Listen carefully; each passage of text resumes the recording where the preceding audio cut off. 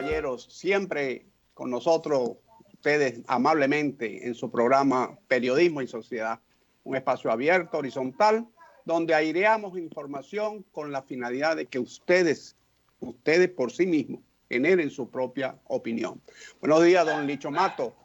Buenos días, don Isidro, buenos días. Espero que te esté bien y buenos días a todo el país que nos sintonizan a través de esta tu ventana informativa, Periodismo y Sociedad, usted ha dicho, tratando de que demos la información a todo el mundo. Espero que ayer, yo no estuve, pero usted estuvo y que magistral. No, Ureña estuvo magistral, el ingeniero Ureña que nos acompañó y dio una cátedra, porque voy a hacer brevemente porque me pareció muy importante. La Fundación Banreserva anunció de que había dado 5.000 millones de pesos en crédito durante 4 años. Pero cuando se ve que los 5.000 millones de pesos que se lo dio a las cooperativas, se lo dio a 54 cooperativas. O sea, y esas 54 cooperativas son las cooperativas más fuertes financieramente. O sea, el punto es que aparentemente, aparentemente no, son los hechos. Se desvió la orientación de apoyar al cooperativismo que nace con necesidad de apalancamiento financiero. Y allí Ureña hizo una descripción detallada muy interesante. Y es fundamental porque esa fundación continúa y va a tener dinero. Y hay que ver cuál es la orientación que le va a dar la nueva administración. Si va a continuar apoyando a los que tienen dinero, a cooperativas que manejan 1.000, 2.000 millones de pesos al año, o va a apoyar a las pequeñas cooperativas que con esfuerzo 15, 20, 30 ciudadanos se reúnen y colocan 200, 500 pesos para desarrollar una actividad, una artesanía, un campo, y que necesitan el apalancamiento financiero para echar para adelante. Aparte del Banco Agrícola, Alfeda, que también existe, pero la Fundación Banreserva apoya a las cooperativas, tiene un programa de eso. Inclusive el Banco Reserva tiene una dirección de cooperativas. Algo muy importante que muchos bancos no tienen, y lo cual hay que aplaudirlo. Pero la orientación no puede ser darle dinero a los que tienen dinero. Pero usted ya me habla de la fundación. La fundación no puede tener negocio. Bueno, no ya usted metió, usted le echó ya un jamón al sancocho. No, porque realmente si es una fundación, no puede estar financiando capital. No, y cobra intereses, poco, no puede, pequeños, pero los cobra. Entonces ese nombre de fundación es eso es una contradicción. Es una contradicción. ¿Verdad? Fíjese que ese punto no lo abordamos ayer. Pero además, sí, porque el banco sí puede financiar, claro, puede apoyar y tiene un programa de fortalecimiento financiero e institucional de las cooperativas de cualquier MIPYME. Pero las cooperativas no son unas MIPYME, son una institución mutualista. Exactamente. Pero no puede el banco, una fundación del banco, hacer una labor de negocio. Ahora, si usted me dice que es una labor de responsabilidad social, de entrega para el desarrollo, de donación, ya eso es otra cosa. De apoyo a programas de fortalecimiento, ya eso es otra cosa. Pero de prestar, la palabra prestar ya es un negocio, ya es un asunto que se ve como comercial. No, es que es comercial. Y no es comercial. De una fundación cual que sea esa fundación. Y la otra parte que usted alega que con mucha razón detallara el ingeniero Ureña, es que es verdad, si es una cooperativa que está fuerte, que es grande, ¿cómo yo le voy a prestar dinero? Yo le presto a las que más débiles están para endurecer sus potencialidades, para fortalecerlas. Pero si está fuerte, no hay que... En el 63 se fundó el IDECOP, Y el IDECO nace con una ley, don Licho, y el IDECO se llama Instituto de Desarrollo y Crédito Cooperativo. Sí. Y según la historia, ese primer IDECO tuvo un dinero para hacer aportes de capital semilla a las cooperativas y que echaran para adelante. Esa era la visión de Juan Bosch. Esa era la visión de Juan Bosch y era la visión de todos esos dirigentes idealistas que estuvieron en la política dominicana en los años 60, Juan Bosch, Peña Gómez, y muchos de ellos. Y no de Juan Bosch, porque él no fue quien trajo el origen de eso, sino el mismo el sacerdote. No, pero el cooperativismo no es, claro, yo no estoy diciendo que el cooperativismo lo trajo Juan Bosch, sino que la visión del IDECO, que se fundó en el año 63, Que fue esa visión que él dejó, y la ley del 64 que no, la hizo Juan Bosch, y el Consejo de Gobierno, creo que se llamaba así, el Consejo de Estado, la sancionó. Pero la visión era esa, era una visión de un instituto de crédito, de educación y crédito a los cooperativistas. Pero bueno, eso lo hablamos bastante ayer. Mire, un día como hoy, en 1783, nació el historiador y abogado dominicano Antonio del Monte y Tejada, que escribió la primera historia de Santo Domingo desde el descubrimiento hasta nuestros días. O sea, estamos hablando de 1800. Uno de los grandes intelectuales y está considerado el pionero de la historiografía dominicana. Pero un día como hoy también han nacido gente más contemporánea. Por ejemplo, el ministro David Collado nació un día como hoy. Y nació como hoy el escritor Miguel Elías Guerrero Sánchez, Miguel Guerrero, que en estos días publicó un libro que se llama Crónica de una transición fallida, 1978-1986. Crónica de una transición fallida. O sea, yo no he leído el libro salió el fin de semana, el día viernes, pero por el titular y las fotos que aparecen en la portada del libro, está Balaguer, está el presidente Guzmán, está el presidente Salvador Jorge Blanco, está Jacobo Magluta, que también fue presidente, está el líder José Francisco Peña Gómez y por supuesto el Hacho. Por el titular y por algunos comentarios de prensa que he escuchado de algunas personas, aparentemente señala que esos 8 años de gobierno no lograron solidificar una base democrática porque regresó Balaguer. Pero bueno, yo creo que no podemos entrar en el libro porque no lo hemos leído, ¿verdad? Le estoy haciendo referencias de terceros, pero no nos corresponde a nosotros juzgar al libro. Pero sí podríamos decir que en 1978 la realidad dominicana no hay que juzgarla con la visión del año 2020. Hay que tratar de colocarse en el ambiente dominicano del 78, saliendo de un gobierno de 12 años, teniendo en el Senado un fallo histórico que le quitó al PRD la mayoría de senadores, en un Senado que en ese momento colocaba a todos los jueces del país o las altas cortes.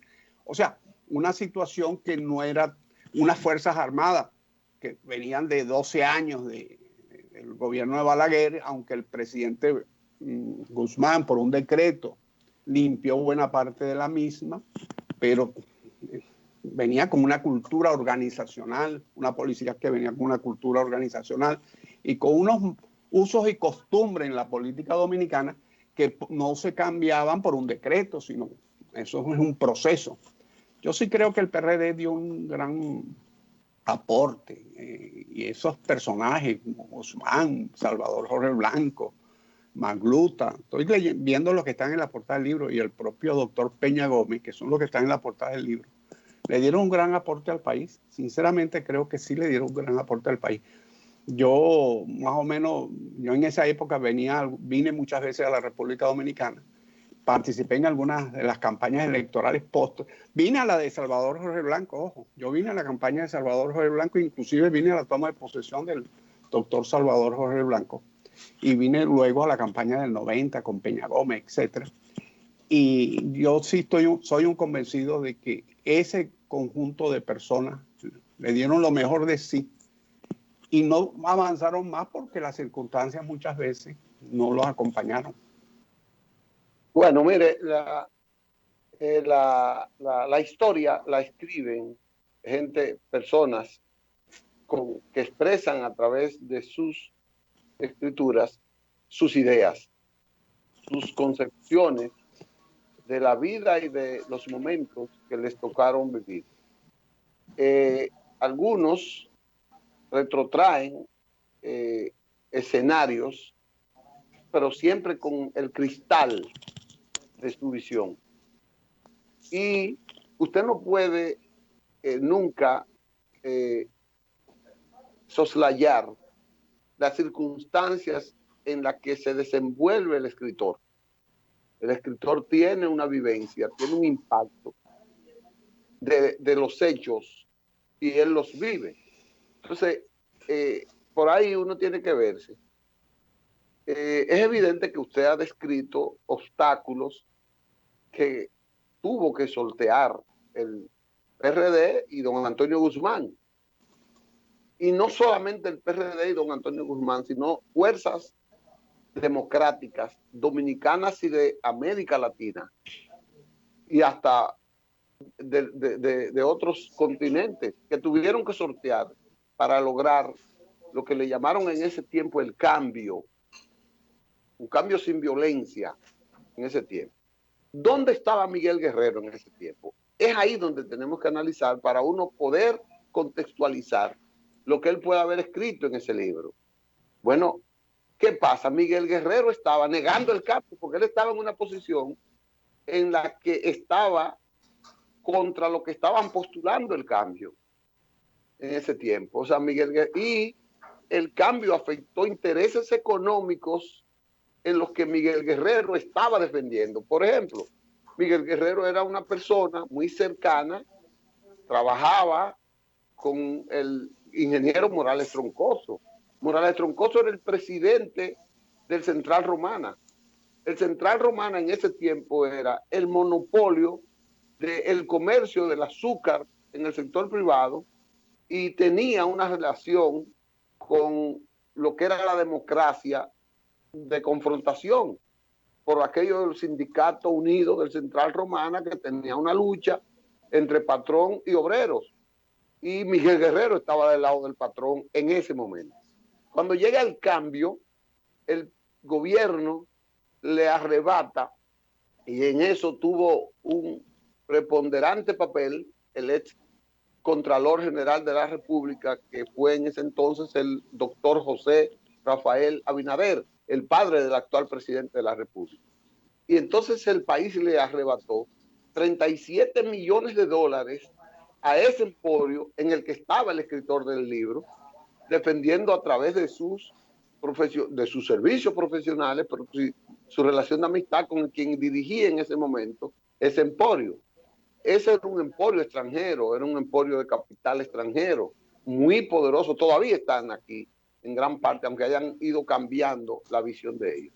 Entonces, ¿qué resulta? Que cuando usted ve que el gobierno de ese cambio, de esa transición, toma esas decisiones y afecta financieramente a un emporio en el que el escritor del libro está, yo estoy seguro que él no lo va a ver con la verdadera dimensión democrática con la que se hizo eso. O sea, reclamar el patrimonio del Estado Dominicano no era su agenda, era una agenda contraria a la que él tenía. Y entonces el cambio esa transición implicó invertir ese dinero para el desarrollo de todo lo que es hoy. El desarrollo que tiene el este tiene mucho que ver con esos 37 millones de dólares de ese tiempo, invirtiéndolo ahí, porque se creó un patronato para invertir ese dinero en el desarrollo de la zona oriental del país. Entonces usted no lo puede ver con esa visión con la que, o sea, usted tiene que verlo diferente. Tiene que ubicar al escritor en el contexto en el que él estuvo en ese momento. De hecho, cuando Balaguer, bueno, ¿qué hace el PRD? Bueno, instaura una democracia que no era la que había hasta el 78. Aquí había un gobierno semidictatorial, un gobierno autoritario, donde el militarismo tenía demasiada preponderancia y los derechos humanos no eran la bandera de ese gobierno. Estaban repletas las cárceles de presos políticos. El exilio dominicano estaba repleto de patriotas de dominicanos con esa visión. Entonces, ese cambio implicó el regreso de esos ciudadanos dominicanos y la libertad de esos presos políticos. El escritor estaba del otro lado, estaba donde se negaban esos derechos. Entonces, por más visión que él pueda tener, no es, esa es su posición personal. Y yo creo que él es coherente. Yo creo que él está haciendo una narración muy coherente de lo que él es. Pero no quiere decir que la decisión, por ejemplo, de la privatización, de la nacionalización de la mina Los Rosarios, que es lo que hoy es donde está la Barrigol, en ese tiempo la Rosario era un emporio de un grupito que se llevaba el oro dominicano sin darle ningún tipo de beneficio al país. Bueno, don Antonio tomó una decisión enérgica, bastante patriótica, de nacionalizar la Rosario. Pero el nacionalizar la Rosario implicaba afectar la inversión de intereses extranjeros, del capital extranjero y de firmas que estaban esquilmando al país. Bueno, si el escritor en ese momento estaba defendiendo los intereses de una compañía, de una firma, de una inversión extranjera como la que él estaba defendiendo en el este, evidentemente que él no va a estar en contra de que a otra firma extranjera le quite los mismos derechos que tiene la firma que él representa. O sea, la política de afectar la inversión, afectar las relaciones que había en ese momento entre el capital extranjero, entre sectores de inversionistas extranjeros con beneficios totales de los recursos naturales nacionales, él no lo va a ver. Entonces usted tiene que ver ese escritor y lo que él escriba de ese periodo en función de eso. Es tal que cuando Balaguer regresa por la torpeza del PRD, porque fue una torpeza, fue una discrepancia entre Jacobo Masluta y Salvador Jorge Blanco, o mejor dicho, entre el sector Salvador, representado por El Salvador, y el sector Guzmán, representado en ese momento por Jacobo Masluta. Es decir, habían dos sectores en el PRD y Peña Gómez bailaba en medio, tratando de mediar sin ninguna fuerza ya en ese momento. Pero eso son otras formas de la historia, que habrá que verlo después de... Pero el hecho de Balaguer llegar y no darle la preponderancia al militarismo que él dejó en el 78. Balaguer gobernó diferente en los últimos 10 años. Y esa diferencia de gobierno de Balaguer es una demostración del cambio, es una demostración de la transición, de la transición, que no fue fallida. Él no puede negar eso y decir que eso es fallido. Y aquí no volvió más nunca volvieron los militares a ser beligerantes en la política. Sí, ¿cómo que llamaba? La Brigada Roja. Había una banda colorada. Una banda colorada. Oiga, habían 5 generales que dirigían el país y esos 5 generales los torpedió un decreto del presidente Antonio Guzmán, destituyéndolo el mismo 16 de agosto de sus cargos, cuando todo el mundo pensaba que esos generales eran intocables por la fuerza que habían demostrado. Y don Antonio los quitó, los sustituyó el mismo 16. Y eso fue un grito de alegría, de libertad. Esto fue eso tuvo una resonancia internacional, como ese escritor no lo va a ver nunca. No lo puede ver, porque no era lo que él estaba permitiendo y estaba buscando. Y así muchos sectores no visualizaron, todavía no lo visualizan. Mire, hasta el mismo profesor Bosque me toca, porque algún día tenemos que hacer un análisis ponderado de ese proceso. El mismo profesor Bosque negó ese cambio. El profesor Bosque negó las elecciones, negó el PRD. Por un tema electoral, por un discurso electoral. Lo negó porque él quería justificar su salida del PRD y una forma de justificarlo es negando la historia. Correcto. Pero así es. Pero vamos a leer el libro. No, mire que lo que hemos dicho no tiene nada que ver con lo que pudiera decir el libro. No, pero es que el libro, el título es una transición fallida. Ya lo califica. El adjetivo fallido es muy fuerte. Y un miembro de una Academia Nacional de la Historia de cualquier país, cuando escribe, hay un gran escritor fallecido hace muchos años, Leon Blum, parecido a ese nombre. Leon Blum es un político francés. Mark Bloom, algo así es, que hace un tratado sobre la objetividad del historiador.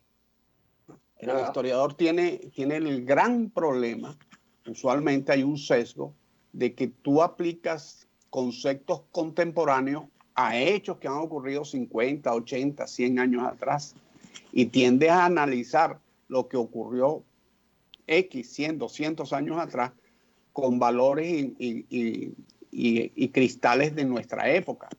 Y eso es un sesgo que los historiadores tienen que cuidarse o reflejarlo muy bien en sus escritos. Decir que lo están haciendo bajo esa óptica como una crítica al momento histórico que están analizando. Pero bueno, lo que usted dice, eso es para otro día. Vamos a una pausa y venimos entonces con temas más de ahora y más palpitantes en la sociedad dominicana. Lo de Miguel Guerrero lo vamos a dejar para hacer un análisis del libro. Después, vamos a leer el libro. Seguro, vamos a una pausa.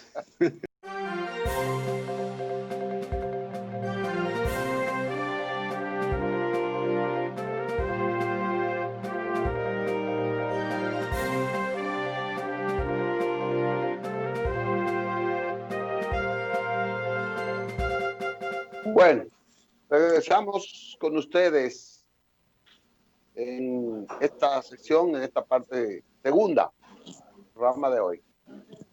Un tema que está haciendo que posiblemente cree una situación.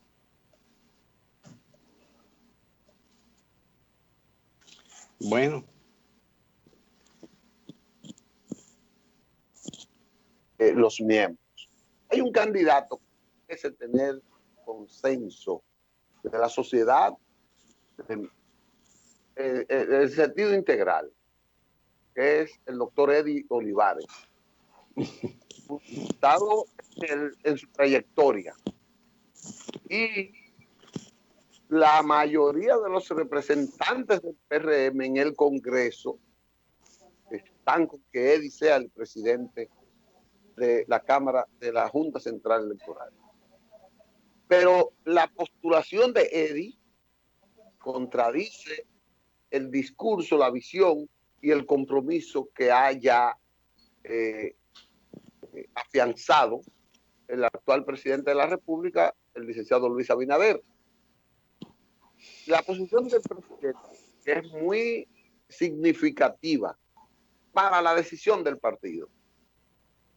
Está siendo dada a la mayoría, digo hasta de la sociedad, que ve en Eddie a un auténtico representante de un buen equipo, de un buen... ¿Qué va a pasar ahí? El presidente Mejía, porque el PRM tiene de dirigentes y dos líderes, el presidente de la República y el presidente Hipólito Mejía. El presidente Hipólito Mejía ha dicho que él es un hombre disciplinado al partido. Él no ha opinado sobre el caso de Eddie Olivares ni de la Junta.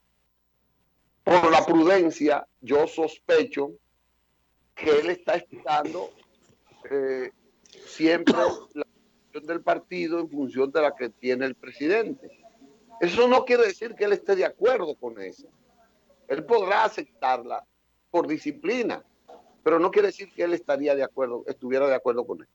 ¿Qué va a pasar si los legisladores ponen a prueba su independencia porque están alegando la independencia.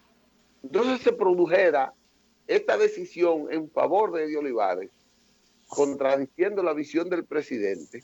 El presidente tiene un dilema. Tiene que respetar la decisión del Congreso, porque es un poder independiente y va a darle forma a una institución que también tiene que ser independiente y que tiene que actuar, aunque dé consenso con el... O sea, no se puede ver que el presidente de la República, ni el partido de gobierno, ni ningún partido controle la Junta Central Electoral. Entonces, el presidente de la República no ha fijado posición con ningún candidato, solo ha pedido el perfil de que sea independiente. Dice, yo no quiero reparto, yo consenso para un independiente.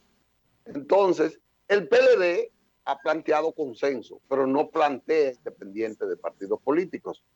Ya Eddie renunció al PRM, pero la renuncia de un hombre a la militancia de un partido no lo desliga del pensamiento que tiene sobre ese partido. ¿Renunció o pidió una licencia? Bueno, pidió una licencia, está bien, pero ya él aparentemente, como hizo Roberto Rosario, que pidió una licencia en el PLD, los tiempos han cambiado, Eddie y Roberto no son iguales, son diametralmente opuestos, diferentes, inclusive lo demostrando, siendo uno miembro y el otro presidente de la Junta, tenían un enfrentamiento por la visión y la forma de aplicar los reglamentos en la Junta y la forma de organizar las elecciones. Entonces, ese dilema tiene el PRM. Un dilema, ¿no sabes qué es un dilema? Sí, un claro. dilema es una situación que cualquier solución le da derrota al sector. El PRM tiene un dilema. Si apoyan a Eddie, entonces rompe y pierde porque su presidente de la República no salió beneficiado. Si apoyan la posición del presidente, entonces se verá la independencia de esos dos poderes un poco mediatizada y no se verá como debe ser, como debe verse. Y todo eso está en función de este escrutinio que están haciendo los senadores para escoger al presidente de la Junta Central Electoral. Mire, lo que le está ocurriendo al PRM en cualquier otra circunstancia o quizás en un país nórdico es algo normal. Y es una discusión que al final toma una decisión y ya, y no pasa nada. Lo que sucede es que la sangre caliente de nosotros los caribeños, nosotros le pedimos participación, democracia, apertura a los partidos, discusión, pero cuando hay una discusión ya inmediatamente gritan, hay división, hay problemas, entonces eso es un absurdo, Si tú le estás pidiendo a los partidos que discutan, que sean democráticos, ¿qué es la democracia? La participación, la discusión, el confrontar ideas, hacer planteamientos, etc. Y cuando un partido hay planteamientos diversos, entonces ya hay problema, hay crisis. Entonces es como la solicitud de democracia hacia los partidos y en general hacia la sociedad pareciera más bien una hipocresía. Yo no quiero opinar mucho de Eddie porque ayer yo hice un perfil y Ureña me dijo, no, tú lo que estás dibujando es a Eddie Olivares y tú estás con Eddie Olivares. Yo no quiero volver. Pero yo lo que creo que lo que hay que buscar en la Junta Central Electoral, como en cualquier alto organismo de la República o medio o bajo organismo, son gente honesta y que respete la Constitución y las leyes. Y que la persona puede ser militante de un partido. Una cosa es que sea militante y otra cosa es que sea miembro del comité central, de la cúpula dirigencial. Son dos cosas distintas. Yo puedo ser militante de un partido político y a mí me pueden colocar en una posición cualquiera y yo sencillamente me acojo a la Constitución, a las leyes y a mi responsabilidad ciudadana como ciudadano que soy. Eso es lo que yo tengo que hacer.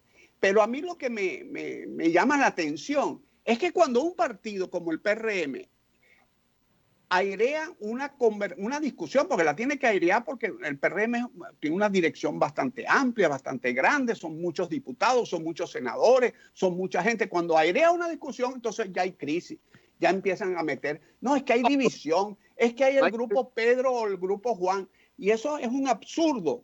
es una discusión y los partidos en las discusiones van aquilatando su conducta organizacional y van creciendo como organización política moderna.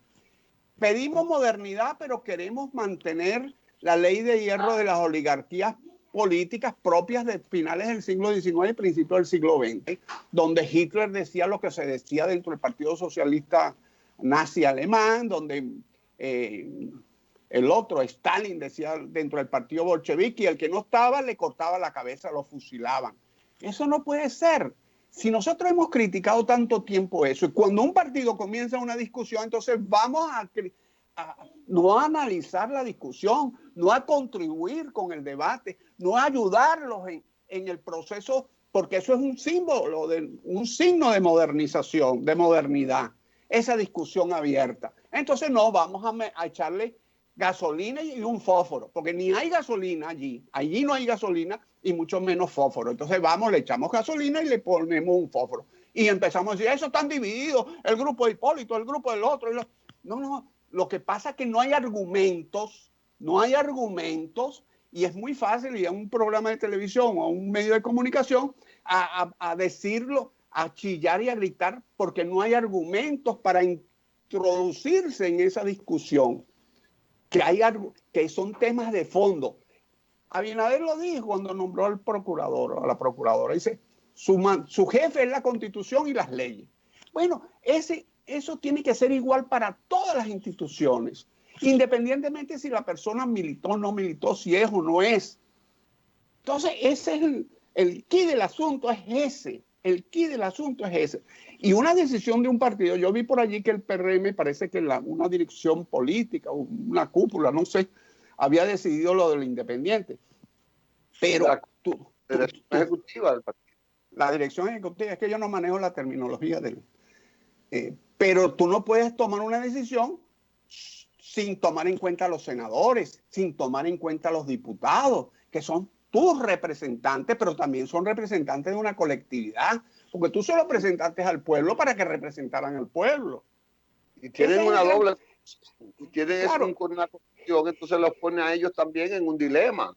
Claro, entonces ese es el gran paso de la democracia representativa a la democracia participativa.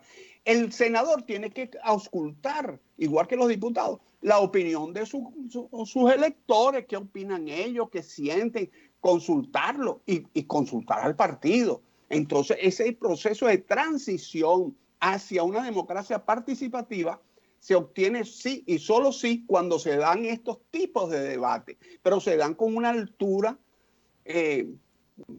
responsable. Porque es irresponsable decir inmediatamente, ay, hay división, échale candela y pégale un fósforo. Eso es división, esto es esto, el otro. El rocambolismo tan absurdo y grosero. No. Yo te digo una cosa, yo que añoro partidos modernos, participativos, fuertes, cuando veo que un partido comienza a dar esos pasos y le caen la jauría de lobos a destrozarlo. Y lo peor del caso es que a lo interno se prestan para eso también. Sectores internos de los partidos. Eso le pasó a Venezuela, a la Acción Democrática de COPEI, que le caían encima. Entonces los sectores internos de Acción Democrática y COPEI se agarraban de esos sectores externos para combatir al otro grupo interno. Y no se colocaban en un nivel de discusión partidaria donde se respetaban las reglas del juego que estaban inscritas en los estatutos. Eso se olvidaba. Y así fue dándole hasta que Acción Democrática, COPEI desapareció prácticamente, y Acción Democrática, que sigue siendo el primer partido de oposición, pero es un partido con una osteoporosis tremenda por la debilidad que tiene en lo que ha ocurrido en la Venezuela de estos últimos 20 años. Ha sobrevivido por esa fuerza telúrica que significan esa sangre, la historia de un partido, como sobrevive la fuerza telúrica del pensamiento de Peña Gómez en la política dominicana. Pero los partidos tienen que aprender a lo interno, su democracia y practicarla.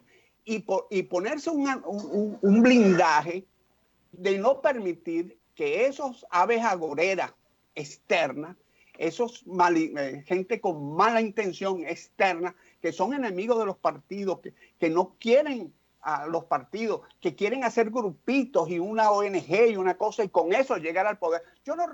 Usted se recuerda, don Licho, cuando se inició el gobierno de Hipólito Mejía, que se hablaba de una constituyente, y que planteaban algunos grupos, que el 30% de la constituyente tenían que ser nombrados a dedo por representantes de ONG, etcétera, etcétera. ¿Tú te acuerdas de eso? Sí. Porque hay una visión antipartido, hay una visión antipolítica, pero no es antipolítica, es antipartido. Y triste los dirigentes de los partidos que se prestan a eso para liquidar sus ahorros sociales y políticos de tantos años. Eso tiene una lectura. O sea, la falta de una estrategia y de la falta de fortaleza de ese partido en llegar a esa estrategia, de cumplir esa estrategia. Con las tácticas y las cosas, pero cumplir su estrategia. ¿Sí? Definir esa estrategia es vital.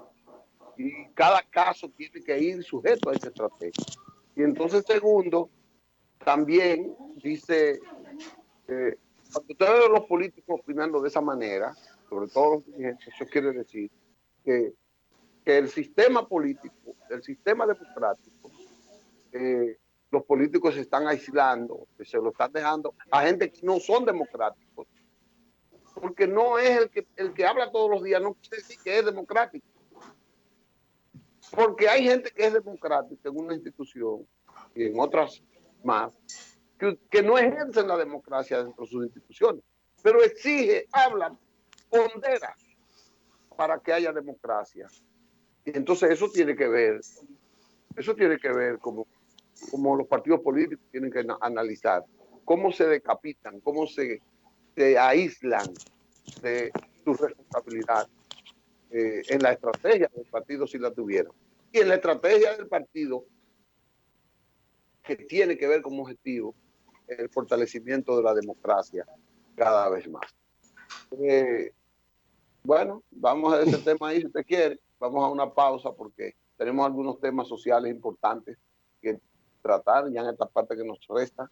¿Te creo? Lo que usted mande. Mande usted. No.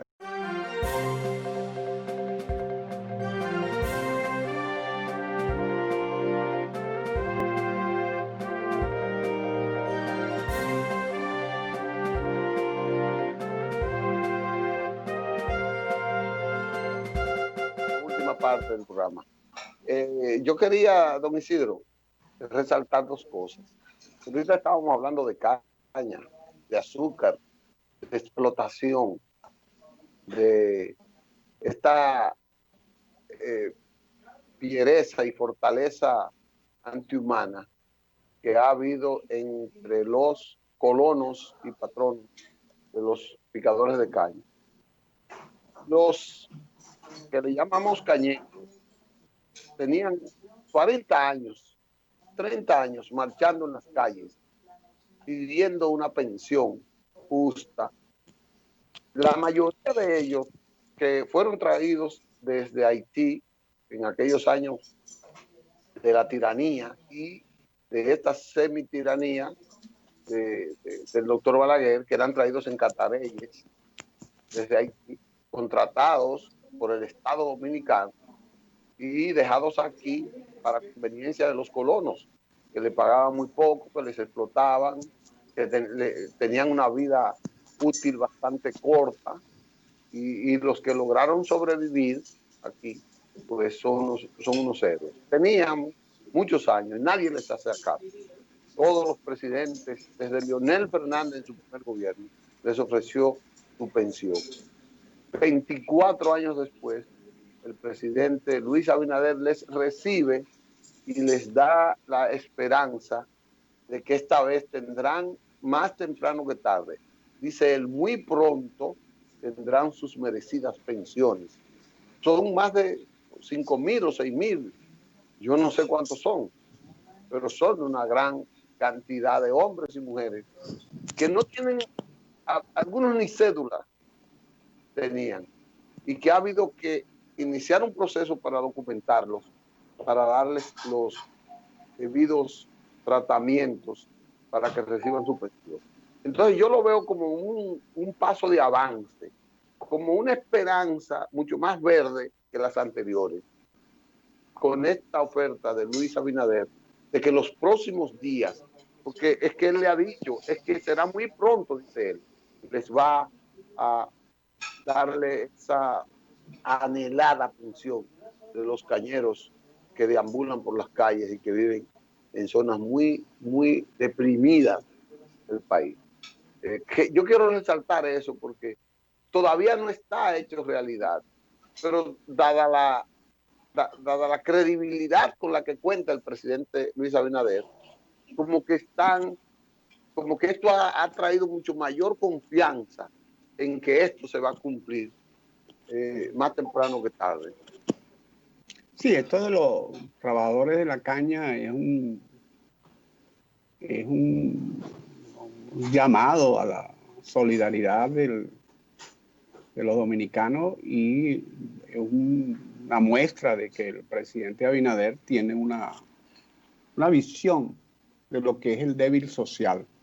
Tiene una visión de lo que es el débil social y que esa sociedad dominicana que debió haber sido solidaria con esos cañeros, porque ellos tienen muchos años manifestando y muchos años exigiendo un derecho, porque es un derecho lo que ellos tienen, aunque le apliquen, quieran aplicarle la ley 8701 y que no aplican, etcétera, etcétera. Todos esos argumentos. ¿Ah? No califican para...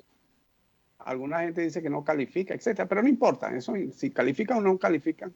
Eso es un grupo social importante que la sociedad dominicana lo ha visto, pero no lo ha acompañado con fuerza. Cuando yo digo la sociedad, son los gremios, estas ONG que tanto aparecen por allí, exigiendo derecho y participación y modernidad, y etcétera, etcétera.